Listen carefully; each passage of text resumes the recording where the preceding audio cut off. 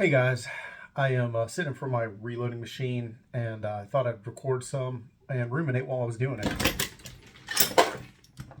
I've been fortunate enough in the past couple months, I think, to where a lot of the shooting I've been doing has been on other people's dimes. I've been shooting ammunition from work for work purposes, but as the summer hits, I do not have that ability. And so now I'm reduced to sitting back in front of my reloading machine. I am fortunate enough to have bought a ton of bullets, primers, and powder back when it wasn't super expensive. The last time I priced primers at the gun show, they were something close to $200 for 1,000. Historically speaking, I was paying for those things at around $40 a 1,000. You know, if you price out what my components used to cost, it was about 9-10 cents for a bullet, 4 cents for a primer, like a penny for powder, and how much shell casings were, plus the time to screw it together. But that really comes to, in theory, around 14-15 cents per round. 15 cents per round, which is awesome.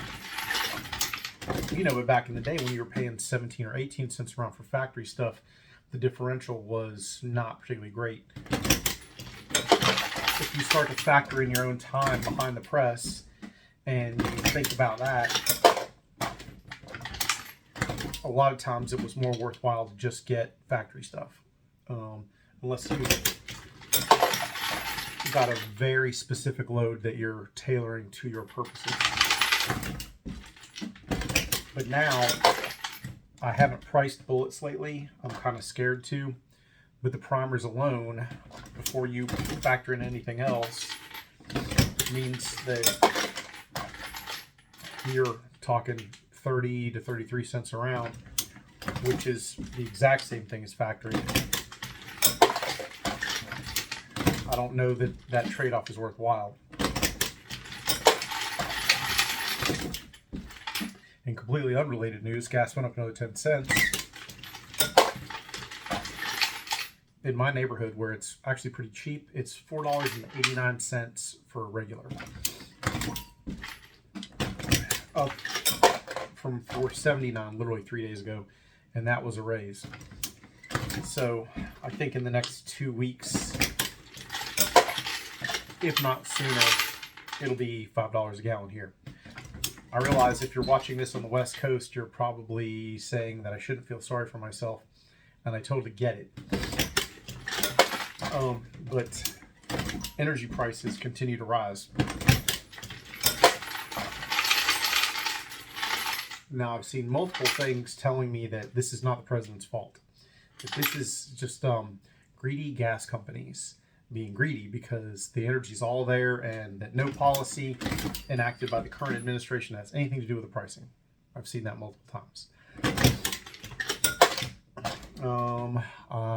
Okay. I was born at night. That part is very true. It was not last night. I'll be very curious to see what happens between now and the end of summer. Usually Labor Day is when gas prices peak and then they go down from there. So, I mean, it's obvious we'll be seeing across the United States $5. So that'll be entertaining. In other news, I read today, and somebody needs to snopes this one because it sounds too fantastical to be true, that a former Clinton staffer committed suicide by hanging themselves and shooting themselves with a shotgun. I guess just to make double sure. I hope somebody shows up and smokes that one. Let me know the truth. I'm very curious. I think that can't be true, so I'm just going to pretend like it's not true and just something fantastical that I read on the internet. Because as we know, everything on the internet is 100% true. Let's see. at the rate things are going, I'm going to have to do another limeflation video and update that. If I were to guess, I'd guess that inflation is just generally double digits, somewhere between 10 and 15%. And there are some sectors that are much worse. Especially since the consumer price index doesn't take into account gas prices, and I think some food items, I'm not sure, but it's not a 100%, doesn't take everything into account. So from that perspective alone, you can't really count on it. It doesn't have anything to do with reality.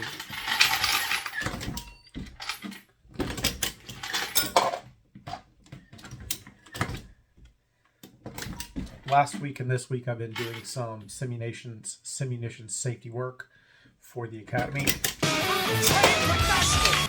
I'm probably going to write an article about this because it has to do with sim safety. I always tell the recruits that simunitions actually scares me worse than live fire, because with live fire we're shooting at a backstop that's meant to take bullets. Once we start simunitions, we're shooting at each other, and if things aren't done properly, people can get hurt really bad or die.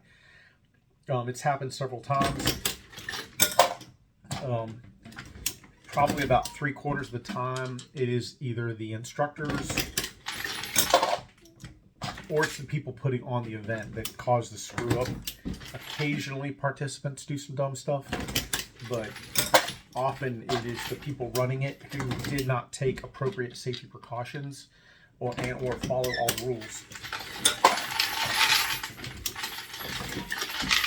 Simunitions himself offers a course on how to do it properly, and I think that's a good starting point.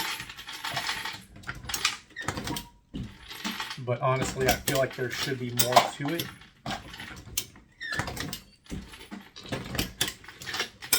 Especially based on, what I have heard.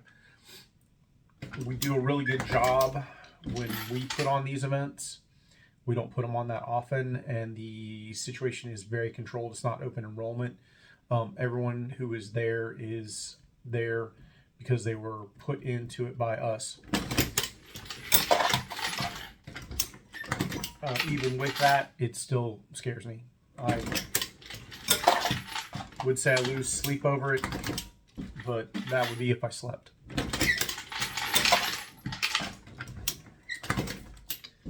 Oh, and other economic news. I think that the housing bubble, or at least the housing market, is starting to flatten.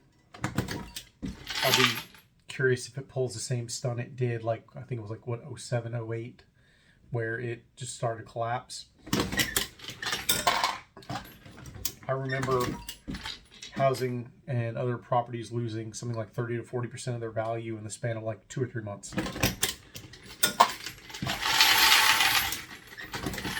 Now, obviously, that initial pricing or the peak of that pricing, it was inflated, and that I get.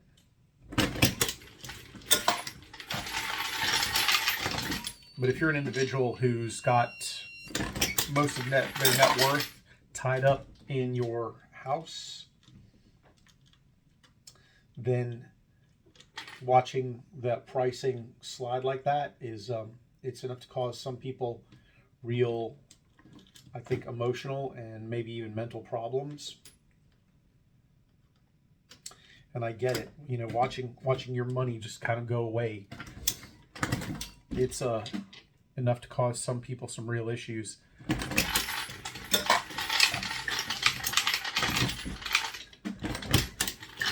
I was watching a thread on, I want to say it was one of the, it wasn't, well, maybe it was Twitter. Somebody was posting about how some people had lost a lot of money on crypto and then either contemplated or had in fact committed suicide. And it's sad and it's scary. One of my friends on Facebook was saying that if you invest it all in crypto, that you're just putting money in a unknown commodity. It's pure gambling. And he's right. I mean, there's no valuation of it. It's not like a company that you can, can be properly valued. But crypto still entertains me and it intrigues me. I'll be curious to see what crypto does in the long run. I do have a little bit of it, but not what I would call a majority stake. Like, it's enough to where, we play with it, and if it completely goes away, we're not going to be hurting because what we put into it was minuscule to begin with. Completely different side note, 380s, those sneak into 9mm all the freaking time. Kind of snuck up on me there. I am very, very sneaky, sir. You could actually load it if you weren't being especially careful, like prime it, powder it, and put a bullet in it. But the pressure level would not be right for that size shell. So if you ever load 9mm, be careful of that. There's a bunch of other things to be careful of, but that's certainly one of them. Because I don't know if you saw, but that actually just went in the press, but I felt like no effort on the resize stroke. And then when we did a little further investigation, we found that it was a 380 shell casing. Guys, I'm probably going to end this video here. I don't think I want to go any further. Just general ruminations at the press. I hope that you guys are well. I hope you stay safe. You'll note that I didn't actually point the camera at the press, so no one's learning how to reload from this. They're just watching some old cranky dude reload. There's a difference. I don't know if you guys have seen any of my other videos lately. I have done quite a bit of them on accuracy and instruction. Some of those actually got some decent views, including flashlight manipulation with a pistol. I think that one's actually a pretty decent one. I was not unhappy with that one. I don't love the sound, but it's a decent video. Guys, if you would do me a favor, share with your friends any of the videos that I've done that you liked. If you can sucker any of your friends into subscribing, that's cool too. One of these days, I might do a giveaway where I'm trying to up my subscriber base. I'll get around to it. Dara tells me I need to do that, but it's like one of those things where, maybe next time, maybe next week.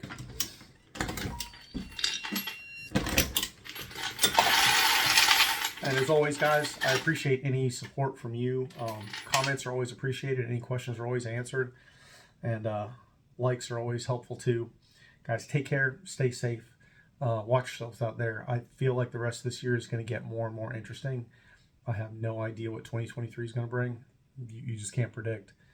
But I think things are just going to continue to get sporty, at least economically. And if things get sporty enough economically, they'll get sporty in other venues too. So take care, guys. I'll talk to you soon. Get him, Jay.